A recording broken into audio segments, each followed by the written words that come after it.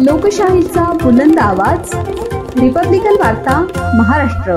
लातूर शहरातील जनता मजूर सहकारी संस्थेच्या रास्त भाव दुकान क्रमांक 38 ने जून, जुलै व ऑगस्ट 2025 या 3 महिन्यांच्या पावत्या काढून प्रत्यक्षात फक्त जून महिन्याचेच धान्य लाभार्थ्यांना दिल्याचे उघड झाल्याने तहसीलदारांनी संबंधित दुकानदाराची अनामत रक्कम जप्त करण्याचे आदेश दिले आहेत।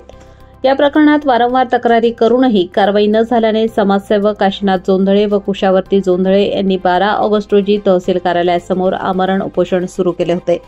याची तातडीने दखल घेत तहसीलदारांनी पुरवठा विभागाचे नायब तहसीलदार गणेश अंबर यांना उपोषणस्थळी पाठवले। त्यांनी लेखी आदेश सुपूर्द करून लाभार्थ्यांना त्या महिन्याचे धान्य तसेच महिन्यात द्यावे, ई-पास मशीनवरील पावत्या त्वरित देणे, दुकान सकाळी 8 ते दुपारी 12 आणि दुपारी 2 ते सायंकाळी 6 पर्यंत सुरू ठेवणे, सीसीटीव्ही बसवणे व संबंधित अधिकाऱ्यांचे संपर्क क्रमांक लावणे अशा बंधनकारक अटी घालून दिल्या आहेत। तसेच 20 ऑगस्ट रोजी जिल्हा पुरवठा अधिकारी आणि निवासी उपजिल्हाधिकारी यांच्या उपस्थितीत रास्तभाव दुकानदारांबाबत बैठक घेण्याचे आश्वासन देण्यात आले। त्यामुळे जोंधळे दाम्पत्यांनी उपोषण तात्पुरते स्थगित केले।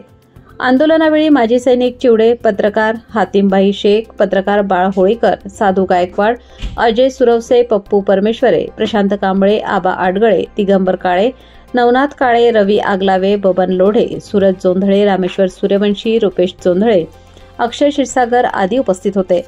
अनेक लाभार्थ्यांनी वेळेवर राशन न मिळाल्याबद्दल संताप व्यक्त केला। रिपब्लिकन वार्तासाठी शहर प्रतिनिधी Hatim Shaikh, Latur. Subscribe now and press the bell icon. Never miss an update.